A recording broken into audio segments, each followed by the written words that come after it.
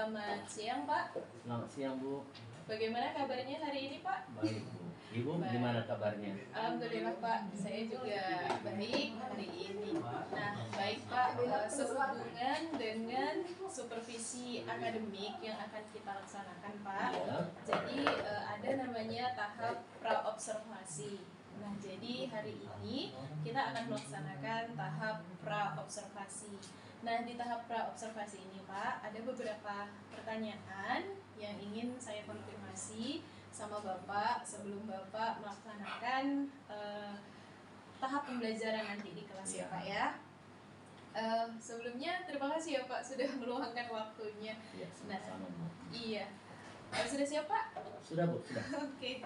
Nah, ini tidak banyak, Pak, pertanyaannya, hanya beberapa saja. Yang pertama, KD atau indikator apa yang akan Bapak sajikan nanti di kelas? Ya, kalau bicara mengenai KD-nya, Bu, KD-nya cukup simpel ya.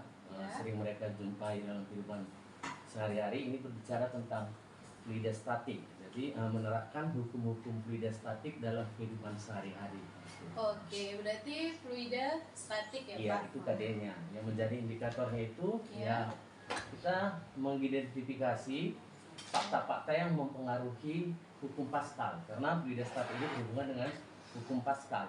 Baik. Baru selanjutnya nanti kita masuk ke penerapan persamaan hukum Pascal dan penerapan hukum Pascal dalam alat-alat yang biasa digunakan dalam kehidupan sehari-hari. Oke, baik Pak. Saya membayangkannya saja sudah menarik ya Pak. Mudah-mudahan nanti implementasinya di kelas juga seperti itu.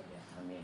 Selanjutnya nih Pak, kira-kira apa nanti metode yang akan Bapak laksanakan dalam proses pembelajaran? Yang pertama, kalau bicara mengenai metode, biasa saya menggunakan metode yang pertama itu ceramah, sudah pasti ada, Bu ya. Iya Pak. Terus dibarengi dengan tanya jawab, diskusi dengan praktikum. Oke, berarti nanti ada prakteknya juga Iya. ya Pak ya. Iya. Baik, kemudian Pak, alat, bahan, sumber belajarnya itu kira-kira sudah Bapak siapkan? Ini lagi proses pembuatan sebagian alat dan bahannya itu, Bu. Misalnya kayak LKPD-nya, gitu, RPP-nya, gitu, baru media belajarnya, gitu. Ini lagi proses mempersiapkan. Gitu. Oke, sekarang sedang proses ya Pak. Ya. Iya baik Pak. Selanjutnya itu Pak, bisa tidak Bapak ceritakan nanti mungkin tahapan pembelajaran yang akan Bapak laksanakan di kelas? Ya, secara singkat aja, Bu, tahapannya nanti yang ingin saya sampaikan ke anak-anak, yang ingin saya rancang itu, yang pertama itu saya mau menjelaskan apa itu fluida statik, apa itu hukum Pascal, dan penerapan hukum Pascal dalam kehidupan sehari-hari. Oke. Setelah itu nanti baru kami masuk ke eksperimen, ingin membuat prototipe, misalnya alat-alat yang berhubungan atau yang menggunakan prinsip hukum Pascal. Oke, baik Pak ya. Nah, kemudian Pak, setelah murid mempelajari materi yang Bapak sajikan ini, kira-kira nanti murid ini akan mendapatkan kompetensi apa nih Pak? Kompetensi yang diharapkan itu mereka diharapkan mampu mengembangkan kreativitas yang mereka miliki, membuat suatu alat baru menggunakan prinsip hukum Pascal tadi, gitu, Pak Bu. ya. Ya. Oke, berarti ini karena kaitannya dengan kehidupan Sehari-hari, sehari-hari sangat iya. erat gitu ya Iya. Pak ya. Oke. Terakhir nih Pak, kira-kira nanti pada tahapan observasi apa yang perlu mendapat perhatian khusus nih Pak pada pembelajaran Bapak? Saya rasa yang perlu diperhatikan itu pada kegiatan intinya nanti, Bu ya, karena saya rasa di kegiatan inti itulah yang nanti yang menurut saya penting, karena di situ ada pengenalan konsep di materi yang ingin saya sampaikan agar mereka bisa mengaplikasikan konsep yang saya sampaikan itu untuk dikembangkan menjadi ilmu baru bagi mereka sehingga kreativitas mereka dapat meningkat. Oke Pak, saya pastinya nanti akan dengan sangat senang hati sekali untuk bisa melihat ya, mengobservasi Bapak di kelas Bapak. Baik Pak, mungkin untuk tahap pra-observasi ini cukup ini saja yang saya perlu konfirmasi sama Bapak. Semoga apa yang Bapak persiapkan tidak ada kendala dan tidak ada permasalahan apapun sampai ke nanti tahap observasi bisa berjalan dengan lancar. Ya, Pak, amin Bu, amin. Oke, terima kasih ya Pak atas waktunya. Ya, sama-sama Bu. Iya. Baiklah, itu tadi tahap pra-observasi bersama Bapak Jokta, guru fisika di SMA Negeri 6 Bogor. Baik, cukup sekian. Assalamualaikum warahmatullahi wabarakatuh.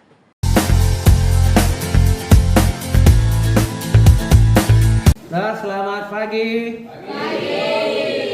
Gimana hari ini? Sehat semua?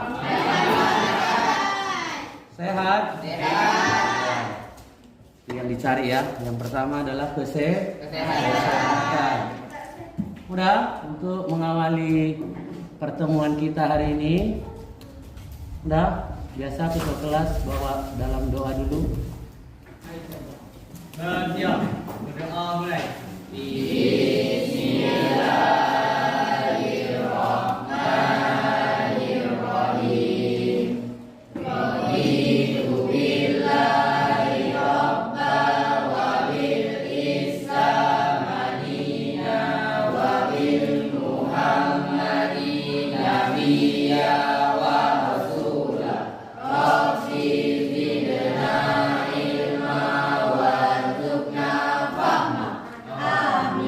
Berdoa selesai, beri salam.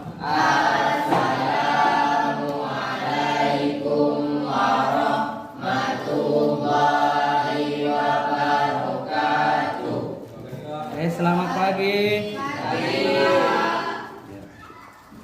Udah, berarti kan Pak mau absen dulu. Hari ini siapa yang tidak hadir? Aidil hadir? Angga Syahputra, Aulia Apriani, Dia Aulia sakit. Ini sakit kenapa? Dia di ruang UKS. Oke. Erni Kurniawati, Firmansyah. Firmansyah mana? Dari tadi pagi tidak ada. Ada? Tidak ada. Berarti Alfa ya. Alfa. Hamida. Faza. Kenny. Juliani. Marsha. Muhammad Rehanun.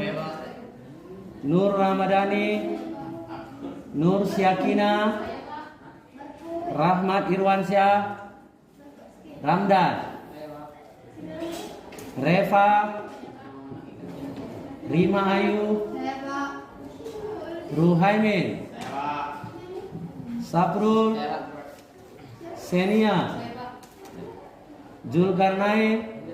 Ya, oke. Jadi hari ini cuma si Firmansyah Alfa ya. Oke, hari ini kita belajar tentang Pascal, fluida ya, dasarnya itu adalah fluida. Udah, dalam belajar fluida ini berarti ada kata kunci yang harus kalian pahami. Yang pertama itu adalah tekanan. Siapa kira-kira di sini yang paham apa itu tekanan? Macam dorongan gitu Pak. Tekanan itu semacam dorongan. Ada jawaban yang lain? Gaya bekerja pada suatu bidang. Rehanun bilang gaya yang bekerja pada suatu bidang. Oke. Ada yang lain? Ya, seperti yang dikemukakan Rehanun, tekanan itu adalah gaya yang bekerja pada satu bidang. Ya, jadi yang mempengaruhi tekanan itu yang pertama adalah gaya. Di sini gaya bukan gaya ketika kita berfoto selfie atau untuk post di media sosial ya. Nah, berbeda dengan gaya fotografi, bukan pose. Udah, persatuan luas atau di bidangnya. Jadi ada dua faktor yang mempengaruhi tentang tekanan. Yang pertama adalah gaya, yang kedua adalah luas di bidang. Tekanan yang diberikan itu akan mengarah pada seluruh sisi. biasa di sini berada pada ruang tertutup. Berada pada ruang tertutup. Udah? Secara matematis, hukum Pascal itu dapat ditulis sama seperti gambar. Perhatikan. Kalian pernah lihat apa tidak?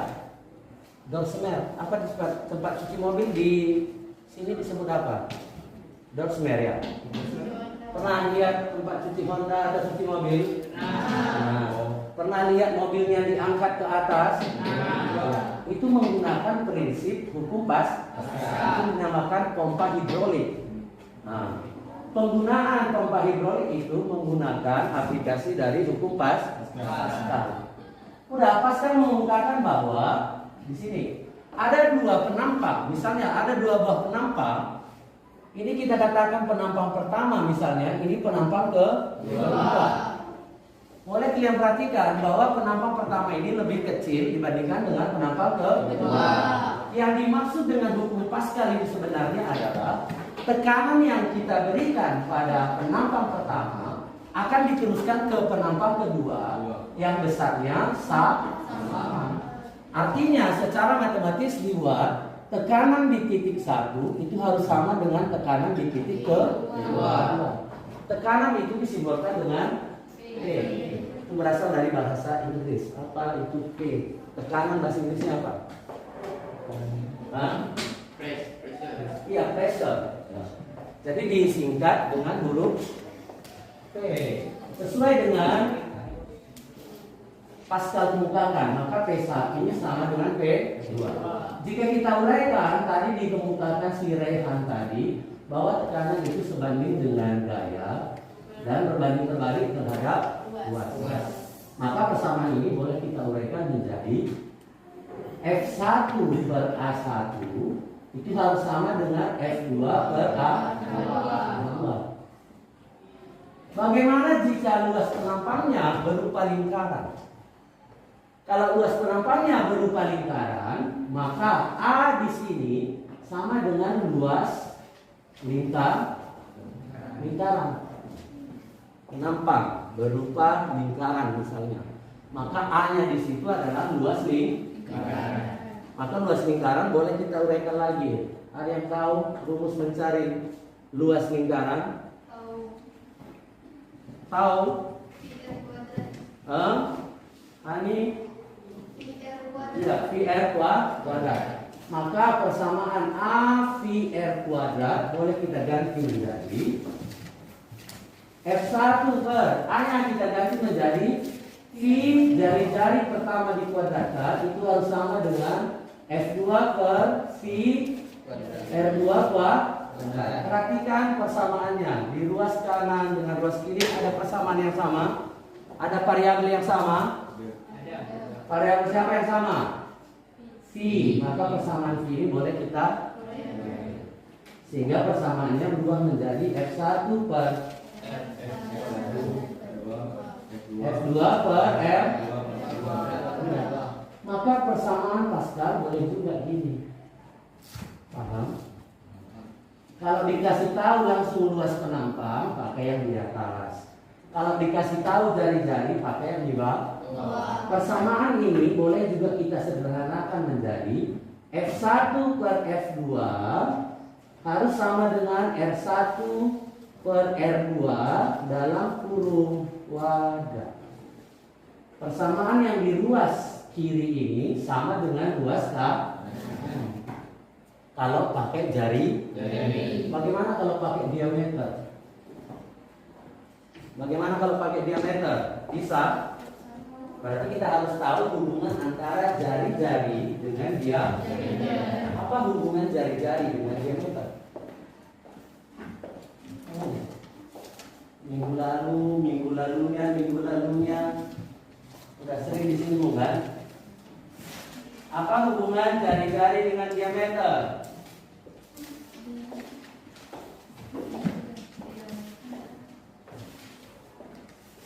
Jari-jari setengah lingkaran Pak, diameter. Jari-jari apa itu jari-jari? Jari Pak, dekat di tengah tu, tarik ke tepi. Jari-jari. Ya, jari-jari itu jarak titik tengahnya ke sisinya. Kalau diameter, Dari samping ke samping. iya, jarak dari satu sisi ke sisi yang lain, tetapi harus melalui titik tengah.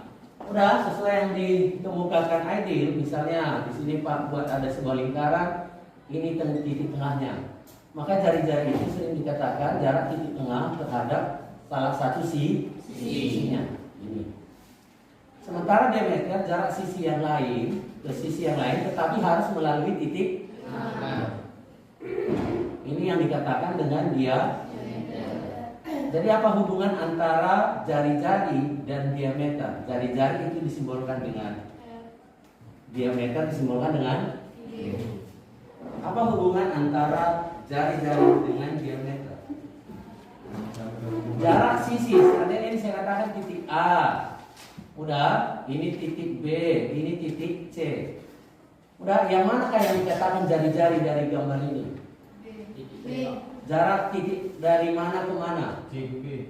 C ke B atau B ke C itu jari-jari. Ada yang lain? A ke B. Sudah pintar kalian semua. Sementara kalau diameter A ke C. Ya, perhatikan A ke C. A ke C itu sama dengan jarak siapa? A ke B ditambah B ke C. A ke C itulah yang dikatakan dengan A ke B itu yang dikatakan tadi dengan, berarti B ke C itu juga dikatakan dengan. Ya, jadi dari sini diameter itu sama dengan ditambah jari-jari ditambah jari-jari. R ditambah R menjadi berapa? Astaga. Ayam ditambah ayam. Spidol ditambah spidol jadi berapa? Itu aja kok repot. 2 pi lagi. Spidol sama spidol. R ditambah R. Bukan R kuadrat. Kecuali kalau dikalikan baru dia. Ya, jadi hubungan antara jari-jari dengan diameter dari persamaan yang kita uraikan di atas itu dapat bahwa diameter itu sama dengan 2 kali jari. Atau jari-jari itu sama dengan diameter dibagi 2. Ya. Jika kita ambil persamaan ini, hubungan antara jari-jari dengan diameter, maka persamaan Pascal boleh kita ubah lagi menjadi diameter. Ya, tadi kan kita peroleh F1 per F2 sama dengan R1 per R2 ya, kita mau ganti variabel R ini menjadi dia. Ya, maka F1 per F2 sama dengan R1 berarti D1 dibagi 2. Ya. D1 dibagi 2 per R2 D2 per. Inilah yang dikuadrat. Ada persamaan yang sama? Iya, per 2 di sini dengan per 2 di sini. Iya, maka hasil akhirnya F1 per F2 itu sama dengan ya, D1 per D2 dikuadrat. Ini kalau pakai diameter. Dari yang asalnya tekanan di titik 1 sama dengan tekanan di titik 2, persamaan ini boleh diubah kemana saja tergantung variabel yang diketahui. Kalau diketahui luas pakai A. Kalau diketahui jari-jari pakai. Kalau diketahui diameter pakai Y. Gampang toh? Gampang? Hah? Gampang? Iya, oke. Itu sekilas tentang siapa? Hukum Pascal. Lalu selanjutnya manfaat hukum Pascal dalam kehidupan sehari-hari. Mungkin kalian bertanya, itu apa sih belajar kayak gini supaya betul gitu ya kan? Nah, tadi kita belajar ini karena manfaatnya sangat banyak dalam kehidupan sehari-hari. Semua apapun itu jenis teknologi, manfaatnya yang pertama pasti memudahkan kerja manusia. Paling penting, teknologi apapun yang ada pasti kegunaannya memudahkan kerja manusia. Dan sama seperti yang kita alami sekarang ini, mulai dari Lembok ke Desa Penara, dari Desa Penara ke Sebele sampai Sungai Asam ya, pembangunan jalan. Ya, semuanya kalau dikerjakan oleh manusia, kerjanya pasti berat atau gampang? Ya. Tetapi yang kita lihat di sini dibantu oleh apa? Berat. Salah satunya apa? Lori, misalnya. Lori itu kan hasil teknologi manusia. Kalau kita disuruh nambah tanah, nambah jalan itu pakai tenaga manusia, cuma pakai itu namanya kira-kira untuk nambah jalan dari Lembok ke Seberas butuh berapa gerobak? Ya, itu dalam hitungan 2 minggu ke 3 minggu udah selesai kan? Ditambah. Ya, jadi apapun katanya, teknologi pasti tujuan utamanya memudahkan manusia.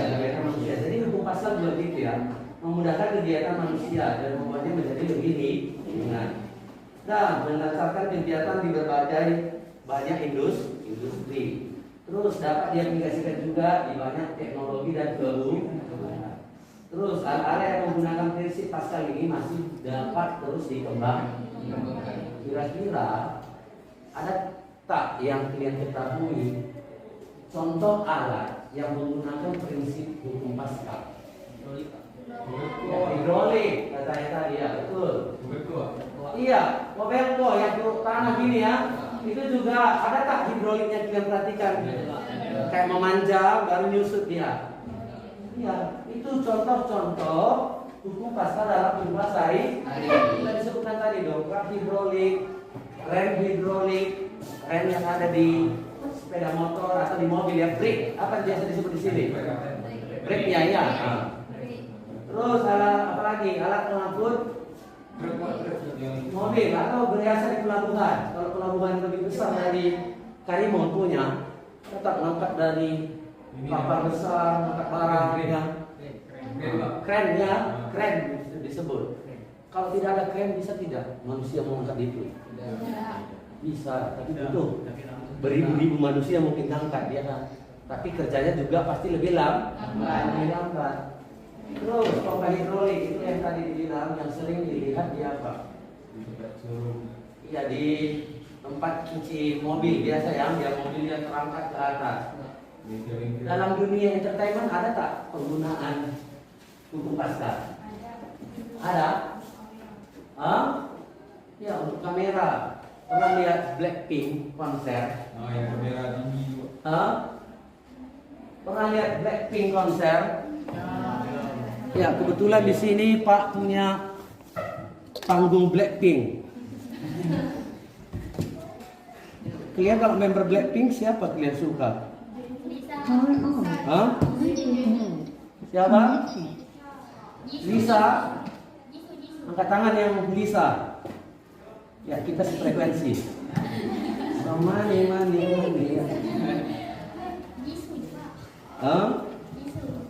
Repot tidak boleh paksakan.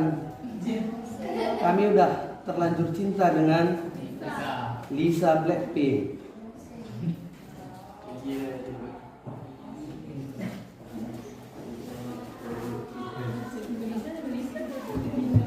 Udah, Lisa Blackpink juga sering konser. Iya, dia berada dari bawah panggung, tiba-tiba naik ya kan? Sama seperti ini.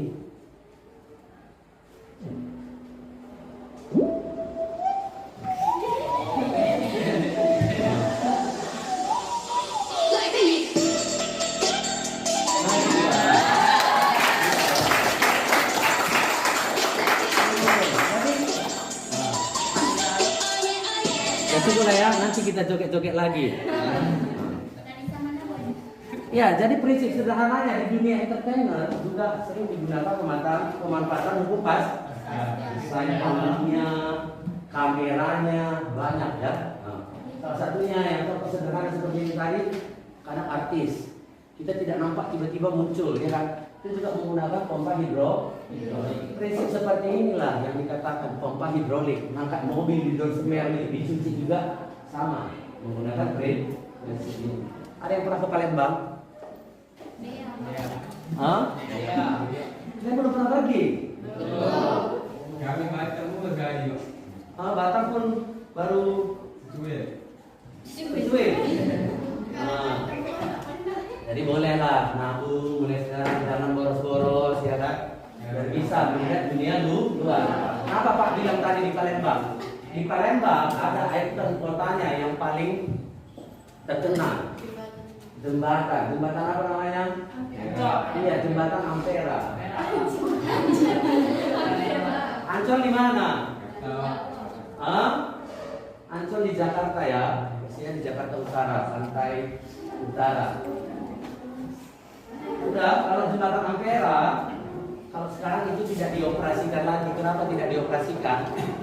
Karena mengganggu lalu lintas. Lagian pelabuhan sekarang sudah dipindahkan. Kalau jembatan Ampera, jembatannya itu boleh naik diangkat ke atas, baru diturun. Jika ada kapal lewat melewati sungai, ya, jembatannya dinaikkan. Kalau kapalnya udah tak lewat lagi diturunkan, baru di jembatan lalu lalang kendaraan bermotor. Udah, itu dia. Itu semuanya menggunakan prinsip apa? Prinsip Pascal. Misalnya contoh ini ya, banyak sekali dalam kehidupan sehari-hari yang menggunakan prinsip hukum Pascal.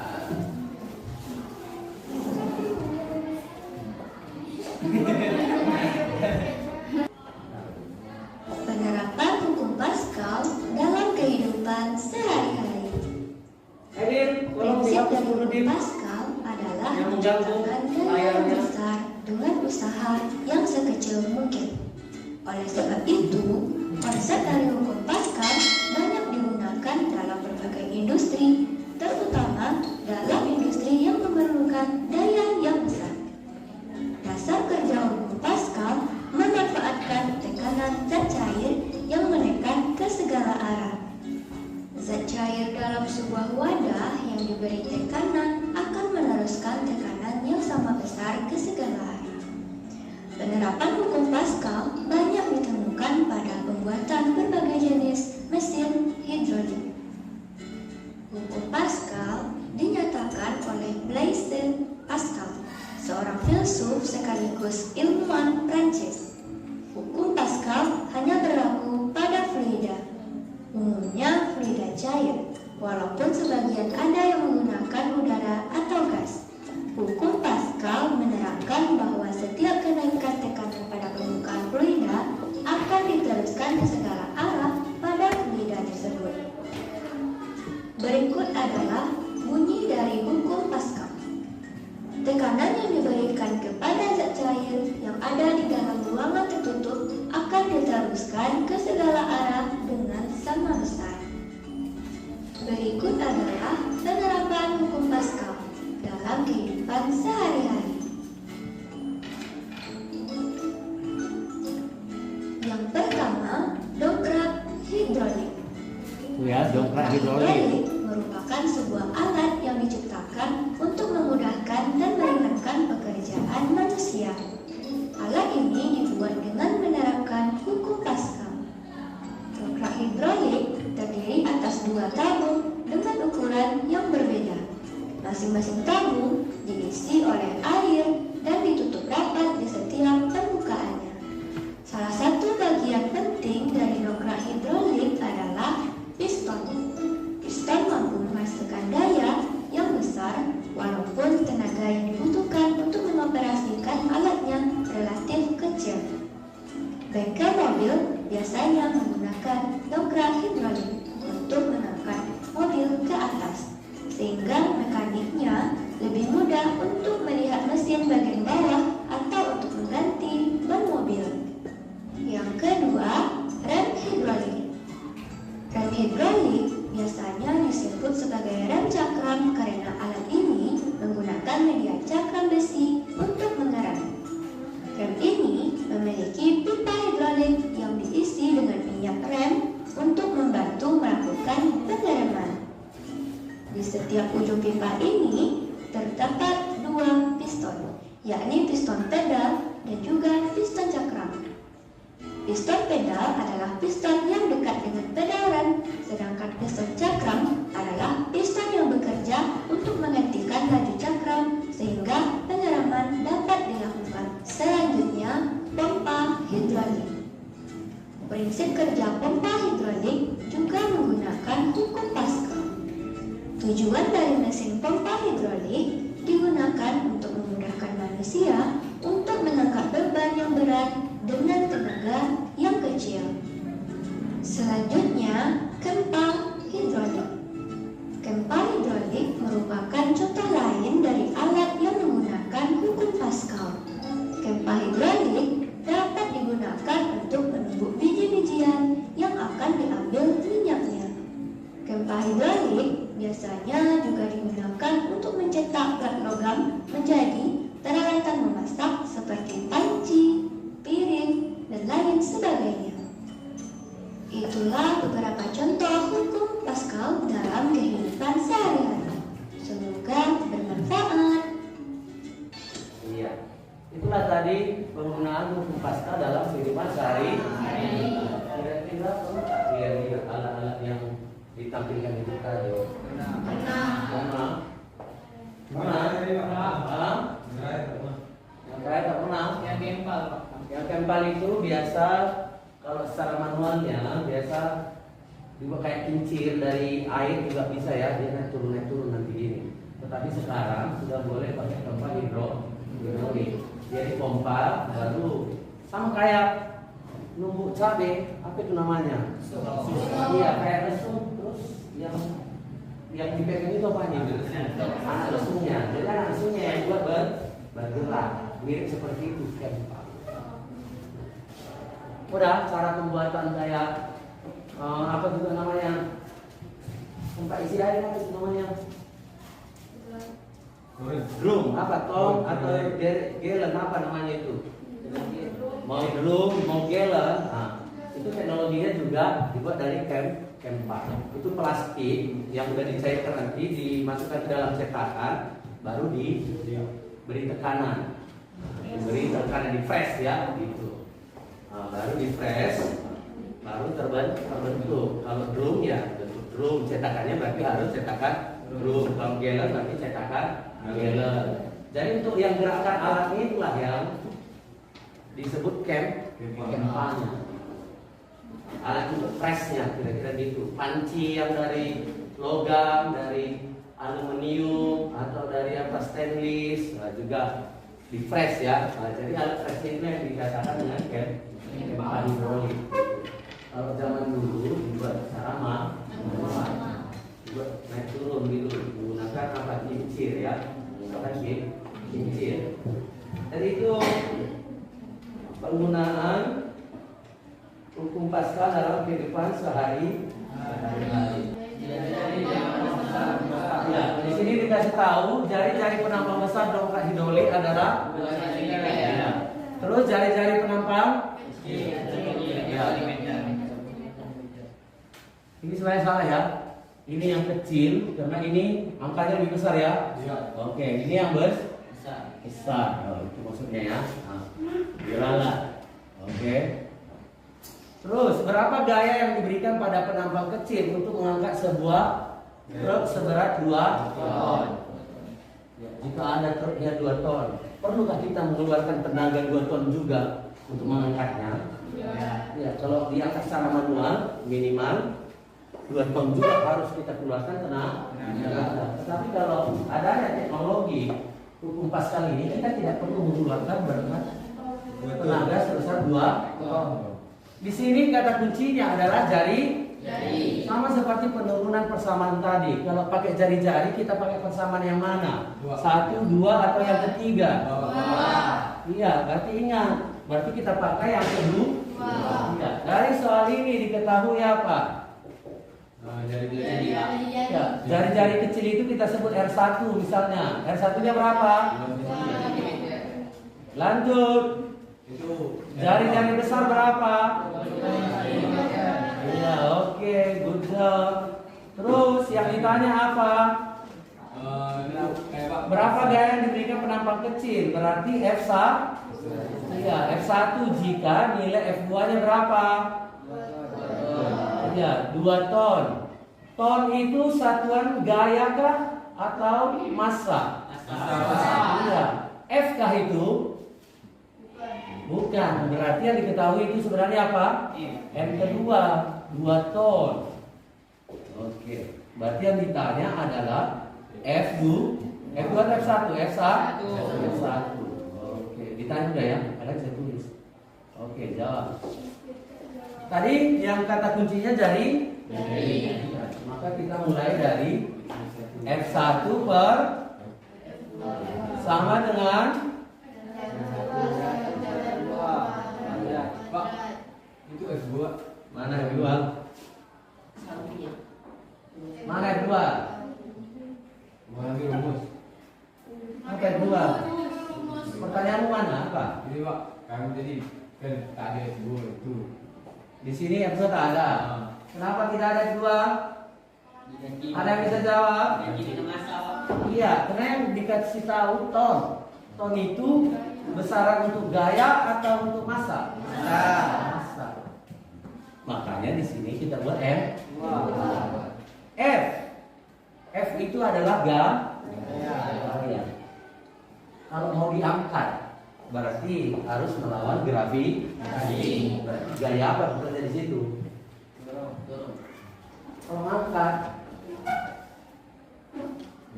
gaya yang dipengaruhi oleh gravitasi disebut gaya tarik. Tarik gini kan? Kan dia dari kampung.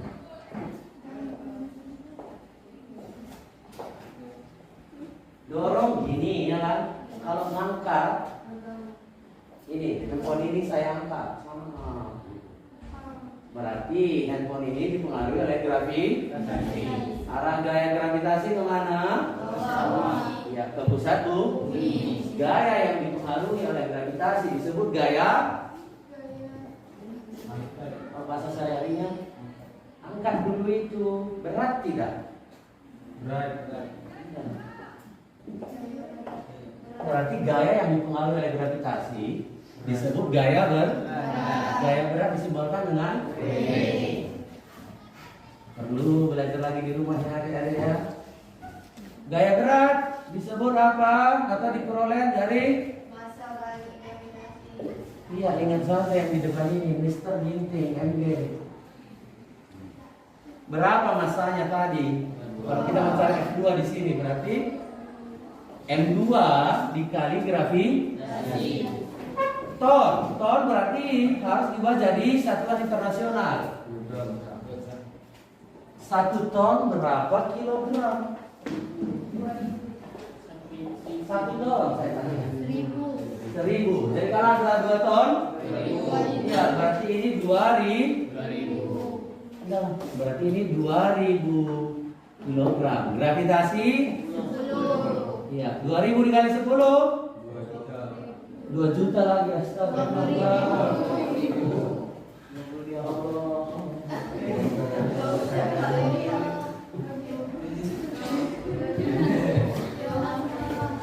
Doa lah. 20.000 Pak. Balik-balik nih Pak jumpa 2000 dikali 10 sama dengan 2 juta. Kita minta berarti saya minta duitnya 2000 10 orang jadi 2 juta terkumpul. Hah?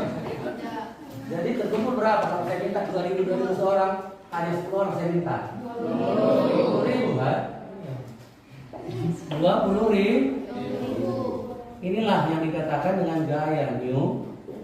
Baru masuk ke pertamanya yang misalnya F1 per F2 nya berapa? 20.000 sama dengan R1 nya berapa? 2 per R2 nya 25. Pertanyaannya di sini sentimeter. Sudahkah satuan internasional? Harus diubah menjadi internasional. Satuan internasional panjang apa? Meter. Tapi karena ini perbandingan, diubah dengan tidak diubah kesatuan internasional, hasilnya tetap sama.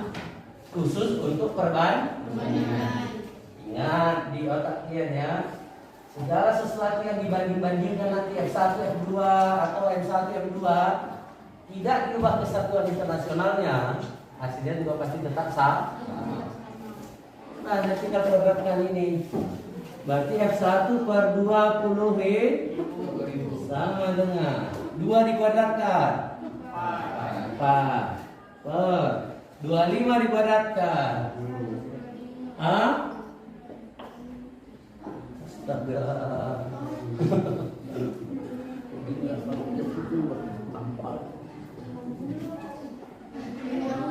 Apakah Anda lulus SD? Iya. Jangan gini aja lah, enggak berusaha mencari gitu. Ya, kalau dulu santai gini aja, nggak mungkin dapat. Ingat bestia, kalau mau pintar itu butuh usaha. Ya, kalau butuh santai nggak mungkin dapat. Iya, 125 katanya. Ada jawaban lain? Atau kita mau belajar tentang kali-kali dulu? Di video nanti nampak itu kalian tidak ada yang mau belajar, berusaha mencari. Dikirim ke Kementerian Pendidikan di Jakarta sana, nanti berapa? Kita balik belajar perkaliannya. Berapa? Iya, 625. Semangat lah dicari. Kalau dulu santai nggak bakal bisa. Udah sering bilang kan, fisika itu fondasinya adalah matematika. Ketika kalian tidak bisa matematika, susah.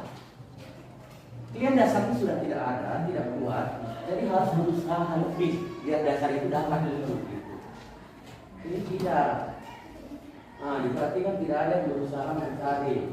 Oke, saya kasih contoh lain misalnya 12 kuadrat berapa? 144. Hah? Ya, 144. Kalau 9 kuadrat Angga? 9 kuadrat berapa Angga? Hah? 81. Tapi semua. Kalau 20 kuadrat berapa Marsya? Iya, 20 kuadrat.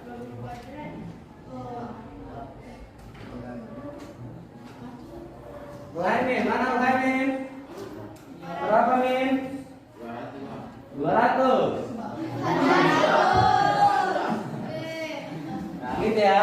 Nah, jadi dari situ kan kalian udah ditanya kurang paham. Berusaha jika kalian mau Pak. Iya. Udah, berarti ini. Oke. Ini berlaku perkalian sih. Ya.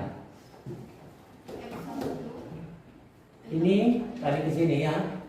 625 dikali F1 sama dengan 4 dikali 20.000. Maka F1 sama dengan 4 kali 20.000 per 625.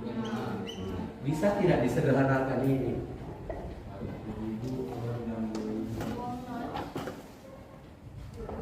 20.000 dengan 625 boleh disederhanakan? Sama-sama bagi 25 deh. 625 tadi dibagi 25 berapa?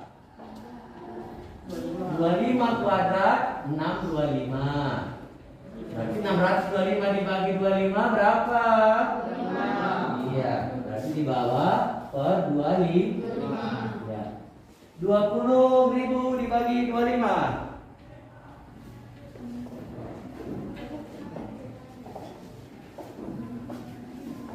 Ambil 100 saja. 25 kali berapa 100? Hah? 4 ya? Karena 2 di sini berarti kita ambil 200 saja. 200 dibagi 25 berapa? 8. Iya, 8. Berarti ini pasti jadi berapa? 200 dibagi 25 8. Sisa nolnya berapa? 2.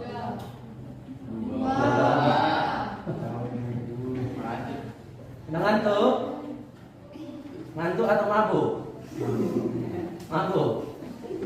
Ya. Malah begadang kalian masuk dugem ya. Tangan dulu untuk yang masuk dugem. Hah? Masuk hutan? Iya. Ada yang ikut masuk hutan cari Pak Lep? Ya. Turun tangan. Terima kasih sudah mengorbankan waktu kalian ya. Kira-kira gimana kabarnya? Udah ada perkembangan, udah ada ketemu tidak? Belum. Ya. Masih bayang-bayang kok. Iya. Oh, kalau gitu ada baiknya berdoa sama-sama ya kan? Jangan lupa balik ke rumah nanti masing-masing ini doakan. Kasihan juga keluarganya yang mencari ya kan? Ya. Mudah-mudahan doa kita semua kalau disatukan didengar ya kan? Didengar sama Tuhan. Udah kembali ke soal. Nah, yang mabuk tadi, yang kurang tidur gara-gara ada kasus di kampung kita, lupakan dulu sejenak ya kan? Fokus ke sini. 200, berarti sisa nol berapa? 2. Kan berapa? 4-nya tidak diganggu gugat kan? Ya, berarti sekarang ini 800. 4 kali 8 berapa ya? 32. Berarti ini sama dengan 3.200 ya. Bagi 25, udah tinggal bagi 3.200 bagi 25. 32 bagi 25. 1 kali 25 kurangkan 32 kurang 25 7. Turun 0, 70 bagi 25 dapat 2, 50. Turun kurang 20. Turun 0, 200. 200 dapat? Iya, berarti hasilnya berapa? New. Artinya jika penampangnya yang kecil 2 cm dan penampang besar 25 cm, untuk mengangkat beban 2 ton, kita cukup keluarkan 100. gaya 128 New. Itu menurut buku semakin mudah atau semakin sulit? Nah, makanya di awal tadi juga dia bilang segala sesuatu yang berbau teknologi itu pasti gunanya untuk mempermudah. Itu ya yang maksudnya buku pasca. Udah, dari hari ini kita mau membantu mempermudah pekerjaan manusia. Udah, salah satunya apa? Saya berasal dari Degong. Ketika mau berangkat sekolah harus naik pompong, ya kan? Nunggu pompong lagi. Berangkat dari rumah naik Honda ke pelabuhan, sampai pelabuhan nunggu pompong, duduk di pompong, mesin dompet, pedap gitu. Sampai di Lebok, naik Honda lagi. Repot, iya kan? Artinya minimal saya harus punya 2 Honda. Satu di Degong, satu di Lebok. Kan lebih simpel toh. Kalau saya cuma punya 1 Honda, dari Degong langsung berangkat ke sekolah, ya kan? Berarti ada masalah di situ ya. Masalahnya apa? Iya, jembatan. Nah, hari ini kita mau buat jembatan yang menghubungkan antara Lebok dengan Degong. Persisnya di seberang Olah. Karena selat antara Lebok dengan seberang Olah sering dilalui oleh feri, maka desain jembatan yang harus dibuat minimal harus bisa dilewati oleh feri atau kapal nelayan atau entah pompong apa yang lewat, ya kan? Ya, maka desain kapal yang kita butuhkan harus bisa yang diangkat. Kalau yang bisa diangkat angkat berarti kita butuhkan hidroliknya di situ, ya kan? Berarti kita butuhkan apa? Pascalnya. Jadi tugas kita di sini sudah. Bapak ingin suruh kalian mendesain sebuah jembatan yang menggunakan prinsip hukum Pascal. Berapa di sini bagi kalian LKPD satu kelompok? Kita keluarkan dulu handphonenya semua karena materi bukunya Pak udah buat linknya di situ dengan menggunakan barcode ya. Pastikan semua handphonenya sudah terinstall QR barcode. Sudah? Sudah ada kalian install di handphone kalian QR barcode? Sudah? Iya. Bagus kalau sudah. Kalau belum, download sekarang. Angkat semua handphonenya. Bawa semua handphone. Bawa. Jangan gunakan handphone saja hanya untuk bermain di. Ya, gunakan juga untuk belajar. Udah, lihat LKPD-nya dulu. LKPD-nya, lihat. Dan tempat kerja peserta didik. Judul percakapan kita penerapan hukum pasca. Udah, tujuannya di situ mengidentifikasi fakta-fakta yang mempengaruhi tekanan hidrostatis dan hukum Pascal, merumuskan persamaan tekanan hidrostatis dan hukum Pascal, menghitung tekanan hidrostatis dan hukum Pascal yang terjadi pada fenomena sehari. Hitungannya tadi itu sudah kita bahas ya. Sekarang kita gunakan prinsip. Udah, di bawah ada langkah-langkahnya. Dan kita buka halaman ketiga, ada barcode-nya. Biar lebih paham, scan dulu barcode-nya. Ya.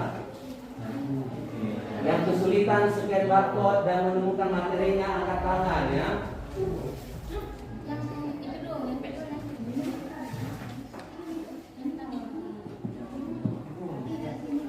Nah, jadi sekarang semuanya kerja desain sebuah jembatan yang menggunakan prinsip hukum Pascal yang sesuai dengan materi yang sudah diberikan di barcode di LKPD itu ya.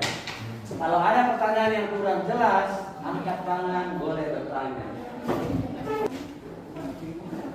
Ada yang kesulitan mengakses barcode-nya? Aduh, balik masuk gila ini. Akan tahu gimana? Kita di brosur. Ya, lewati kita.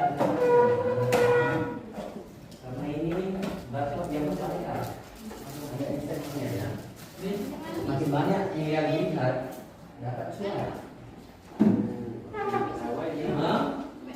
Pastikan handphonenya ada paket.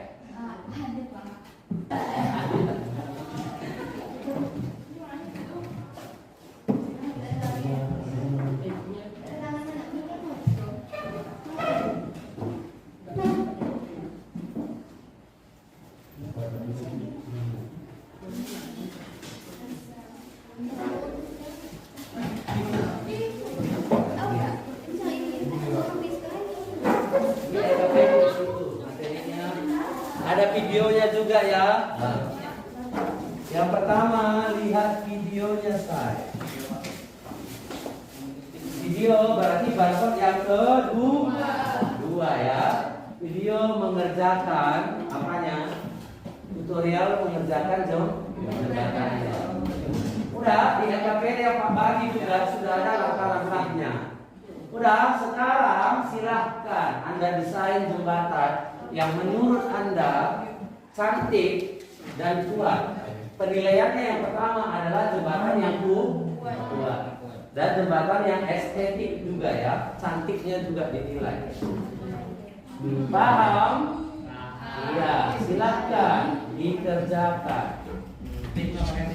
Sebagai bahan referensi lain, di sini Pak juga tayangkan ada cara membuat jembatan hidrolik versi yang lain, versi di luar dari LKPD yang sudah bisa. Aidil, tolong bersihkan dulu papan tulis kita biar teman-teman melihat dengan jelas.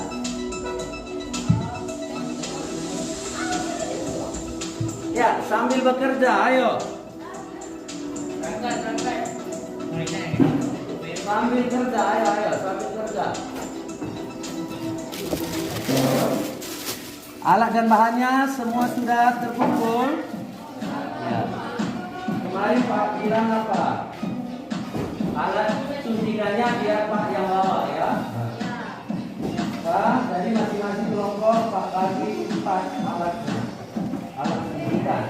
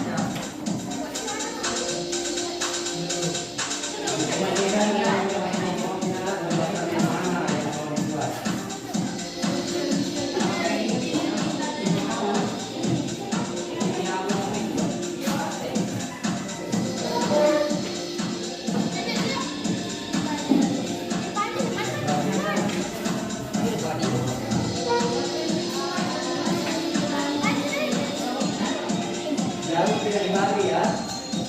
Jarum berbahaya. Ini untuk mendapatkan pendidikan dengan semuanya seperti ini harus ada sinerginya. Kali ini salah.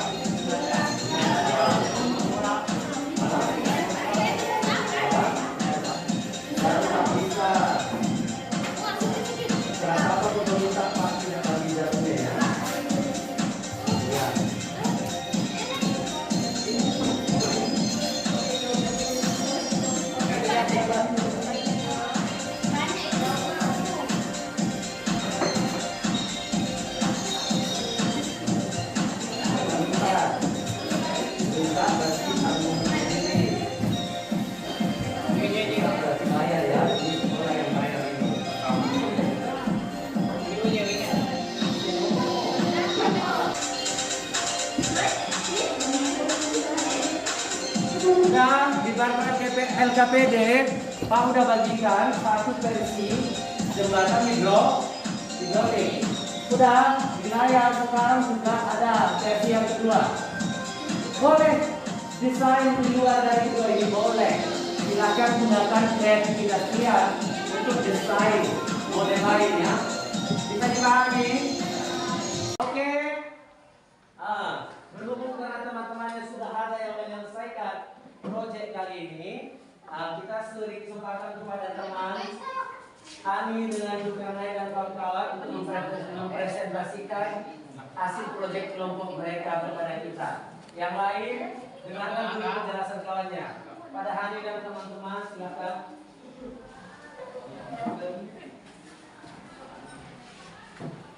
Yang lain, tolong disimak ya. Biar dia bisa memperbaiki apa yang kurang dari prinsip Pascal dalam kehidupan sehari-hari yang mereka buat dengan yang kalian buat di kelompok kalian masing-masing.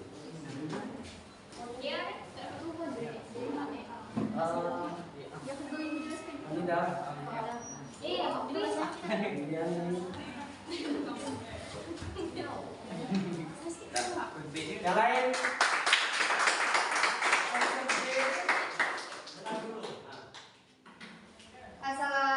Assalamualaikum warahmatullahi wabarakatuh. Waalaikumsalam warahmatullahi wabarakatuh. Perkenalkan, kami dari kelompok 3 ingin menyampaikan hasil praditum kami mengenai hukum Pascal. Hukum Pascal dalam kehidupan sehari-hari. Nah, di sini kami membuat sebuah jembatan hidrolik miniatur. Maaf kalau jembatannya masih jelek karena ini masih berproses. Nah, untuk cara kerjanya seperti ini.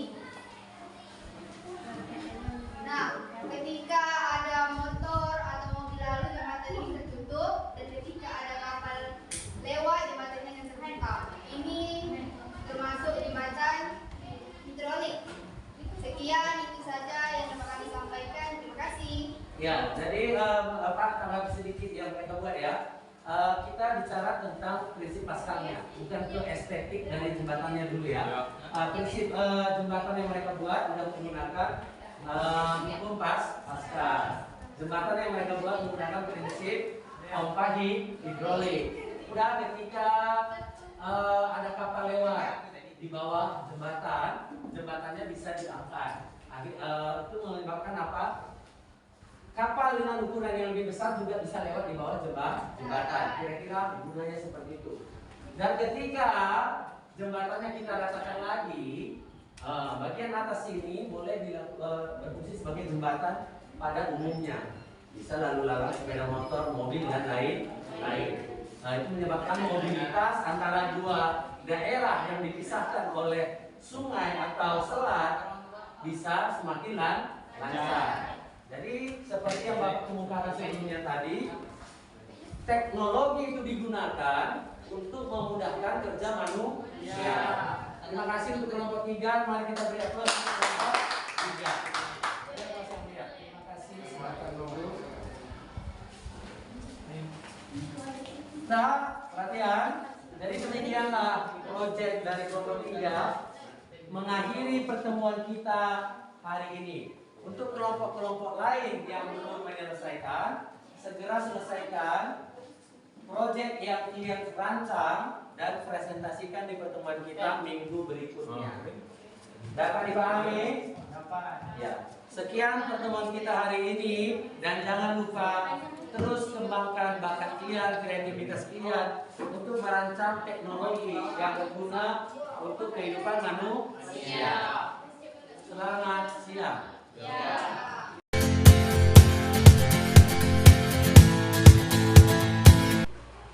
Assalamualaikum warahmatullahi wabarakatuh. Selamat pagi Bapak.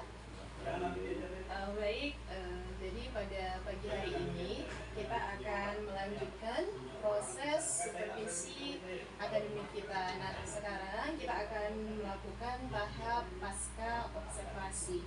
Nah, jadi di tahap pasca observasi ini Pak, saya akan memberikan beberapa pertanyaan refleksi tentang proses pembelajaran yang sudah Bapak laksanakan dan sudah saya amati pada pertemuan sebelumnya. Baik Bapak, sebelumnya sehat ya Pak? Sehat Bu, tapi kurang sehat, lagi batuk Bu. Maaf Bu ya, pakai masker takut. Iya, agak ini Pak ya, agak batuk sedikit, tidak apa-apa Pak. Oke, mungkin pertama Pak, saya ingin mengkonfirmasi Pak, bagaimana pendapat Bapak setelah menyajikan pembelajaran pada pertemuan sebelumnya? Pertama-tama Bu, saya merasa bisa ya menyampaikan materi pembelajaran yang sudah saya rancang sebelumnya kepada siswa tepat waktu. Itu yang pertama saya rasakan. Saya juga merasa saya bisa menyampaikan sesuai dengan urutan kegiatan yang sudah saya rancang di pertemuan. Oke, berarti Bapak merasa sudah bisa melaksanakan pembelajaran tepat waktu, kemudian sudah bisa menyampaikan segala materinya sesuai dengan rencana pelaksanaan pembelajaran yang sudah Bapak buat ya Pak ya? Oke, baik Pak. Selanjutnya Pak, apakah proses pembelajaran sudah sesuai dengan yang direncanakan? Tidak, jauh. Oh. Karena pertama tadi saya beranggapan bisa menyelesaikan sesuai dengan durasi waktu yang telah saya tetapkan. Nyatanya pas pada kegiatan pembelajarannya durasinya tidak cocok. Oke, berarti di situ Pak ya. Jadi Bapak ternyata di lapangan atau selama proses pembelajaran waktunya tidak cukup Pak ya. Iya. Oke Pak, selanjutnya dapatkah Bapak menceritakan nih Pak hal-hal yang dirasakan memuaskan dalam proses pembelajaran Bapak?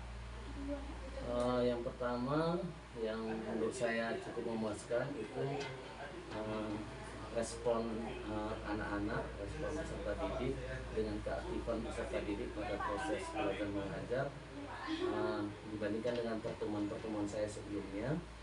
Sudah ada peningkatan, mereka lebih aktif pada pertemuan kemarin pas di observasi. Jadi saya agak merasa cukup puas. Oke, iya Pak, kalau saya mengamati memang anak-anak antusias sekali ya Pak ya. Ya wajar kalau Bapak merasa cukup puas. Selanjutnya ini Pak, bagaimana perkiraan Bapak mengenai ketercapaian tujuan pembelajaran Pak? Untuk mencapai tujuan pembelajarannya menurut saya belum tercapai sepenuhnya Bu ya, karena tadi kan di awal sudah disebutkan bahwa rencana pembelajaran yang saya rancang durasinya tidak cocok dengan yang saya buat pada saat di lapangan, saat proses pembelajaran. Jadi tidak semua tujuan pembelajaran yang saya ingin capai itu pada pertemuan kemarin dapat kami capai. Jadi ada beberapa poin yang tidak bisa kami capai. Oke, berarti tidak semua tujuan pembelajaran bisa tercapai ya Pak, karena tadi terkendala masalah waktu Pak ya. Baik Pak. Ya, masih banyak kendala-kendala lain yang saya rasakan. Iya Pak. Mungkin Bapak mau menceritakan? Kendala yang lain, ya, yang dari sayanya kurang persiapan sebenarnya. Pas supervisi kemarin, observasi kemarin bertepatan dengan deadline upload tugas si manja, jadi Oke, Pak. agak ketar-ketir memanage waktunya gitu. Jadi kayak kurang waktu persiapan gitu, jadi alat peraga pun seadanya saja, kurang memuaskan gitu. Oke, baik Pak, tidak apa-apa ya Pak. Yang penting proses pembelajarannya sudah berjalan cukup bagus dan menurut saya sudah cukup wow lah menurut saya Pak ya. Oke, selanjutnya Pak nih, apa yang menjadi kesulitan murid atau siswa Pak selama proses pembelajaran kemarin Pak? Kemarin yang saya rasakan kesulitan yang dialami siswa karena kebetulan kami masuk materi baru, jadi dasar siswa ketika masuk materi baru itu masih kurang karena belum terlalu mengenal materi, belum misalnya di SMP juga mereka kemarin materi itu tidak terlalu dalam dibahas, tapi ketika mereka masuk di SMA materi itu agak lebih dalam dibahas, jadi mereka agak kurang memahami. Jadi itu juga menjadi penghambat ketika saya mau menyampaikan informasi baru padahal dasar mereka belum ada. Jadi banyak terbuang waktu di situ. Jadi saya harus mereview kembali peringatan mereka, pengetahuan mereka ketika di SMP untuk membuat mereka mengingat atau mendapat ilmu baru lagi gitu. Baik Pak. Nah ini kalau tadi kesulitan di belah siswa Pak ya. Kalau kesulitan atau kendala di belah bapaknya sendiri ada tidak Pak? Jelas ada Bu. Ada ya. Saya biasa kalau misalnya mengajar, Iya, ketika misalnya saya sampaikan materi si A, Oke. misalnya siswanya kurang memahami, saya harus mereview kembali. Kadang saya terdistract gitu, Bu. Saya juga kadang error sendiri. Jadi saya mikir, mau dibawa kemana ini ya? Gitu. Iya. Kalau lanjut sesuai dengan yang udah saya tetapkan di RPP, kayaknya nggak bisa. Jadi harus bagaimana? Jadi pada momen-momen seperti itu saya juga terdistract. Gitu. Oke, ya wajar ya Pak ya. Iya. Saya rasa itu tidak hanya Bapak sendiri yang mengalami, saya secara pribadi juga sering mengalami hal yang sama Pak. Baik Pak. Selanjutnya nih Pak, apa alternatif yang Bapak gunakan untuk mengatasi kendala atau kesulitan Bapak tersebut? Kedepannya kalau menurut saya tuh ya alternatif penyelesaian masalah yang saya temukan pada proses pembelajaran kemarin, bukan kemarin aja khususnya yang sebelum-sebelumnya juga perlu saya evaluasi ulang. Oke Pak. Tujuan pembelajaran yang mungkin saya harus lebih jeli lagi melihat materi-materi esensial yang dibutuhkan, terus apa namanya, saya juga perlu cari referensi sumber belajar lain agar cara penyampaian saya mudah dimengerti untuk siswa. Kadang kan saya merasa yang saya sampaikan ini udah gampang lah gitu, tapi bisa jadi mereka belum mengerti gitu apa yang saya komunikasikan, mereka belum bisa menangkap itu. Jadi itu yang perlu saya perbaikin lagi. Jadi saya mau cari alternatif metode belajar yang lain gitu. Iya Pak, bagus ya Pak. Bapak ini walaupun sudah senior tapi tetap semangat Pak ya. Pantang menyerah. Oke, baik Pak. Sekarang coba kita bersama-sama mengidentifikasi nih Pak hal-hal yang sudah baik atau hal-hal yang perlu kita tingkatkan selama proses pembelajaran kemarin Pak. Kalau menurut saya Bu, yang perlu ditingkatkan khusus yang saya alami kemarin Bu ya. Iya Pak. Itu saya harus lebih aktif lagi gitu. Oke. Aktif lagi. Saya harus mengenali cara belajar Oke. peserta didik saya, karena ada yang suka melalui metode kasih gambar, visual gitu, ada yang audio, ada yang langsung praktiknya langsung gitu. Jadi saya harus bisa mengkolaborasikan itu agar kebutuhan mereka, cara belajar mereka dapat saya fasilitasi gitu. Ya bagus Pak. Selanjutnya nih Pak, untuk kedepannya nih Pak, kira-kira apa komitmen Bapak atau apa nih kira-kira yang akan Bapak lakukan untuk kedepannya, untuk pembelajaran yang selanjutnya Pak? Saya punya prinsip Bu, long life education, belajar seumur hidup, belajar dari mana saja. Jadi dengan adanya CGP di sekolah ini juga cukup membantu bagi saya bisa sharing-sharing gimana pengalaman Bapak Ibu yang ikut CGP gitu, biar kami bisa terapkan juga gitu. Jadi selama beberapa bulan terakhir ini saya cukup merasa terbantu gitu dengan pengetahuan baru yang saya dapatkan dari Bapak Ibu CGP. Baik Pak. Mungkin terakhir nih Pak, ada tidak Pak kesan dan kesan mungkin selama kita melakukan supervisi akademik ini, kesan dan pesan dari Bapak lah untuk saya khususnya dan untuk proses pembelajaran kita selanjutnya. Kalau kesannya saya merasa enak Bu ya. Justru bahkan saya mau kasih saran. Iya Pak. Kegiatan seperti ini itu maunya agak rutin, 2 bulan sekali dilakukan karena itu nambah ilmu juga bagi kami gitu. Bukan hanya bagi peserta didiknya kan. Jadi kami juga dapat ilmu baru, bisa kami terapkan untuk dapat meningkatkan, dapat memberikan kebutuhan siswa itu gitu. Jadi saya rasa ini perlu dibuat secara kontinu gitu atau terjadwal ke depannya gitu. Jadi meskipun kami tidak ikut CGP, jadi ibaratnya dapat ilmu dari CGP-nya gitu. Ikut terimbas gitu ya Pak ya. Alhamdulillah Pak, mudah-mudahan kesan positif dan pesan dari Bapak bisa kami laksanakan dan bisa kita jaga kontinuitasnya untuk kedepannya. Baik Pak, ini terima kasih sekali Pak ya sudah meluangkan waktunya, sudah mau ikut dalam kegiatan supervisi akademis ini mulai dari kemarin tahap observasi, sebelumnya ada pasca, ada observasi dan hari ini pasca observasi. Nah mungkin dari saya pribadi mohon maaf mungkin selama kegiatan ini ada kekurangan atau kesalahan Pak ya, kita sama-sama belajar. Iya, mungkin bisa kita kita sempurnakan untuk kegiatan-kegiatan yang selanjutnya.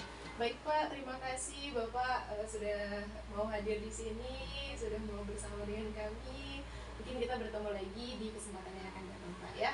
Oke, mungkin demikianlah supervisi akademik bagian pasca observasi bersama Bapak Jokta, guru fisika di SMA Negeri 6 Kundur. Wabillahi taufiq wal hidayah. Wassalamualaikum warahmatullahi wabarakatuh. Terima kasih Pak.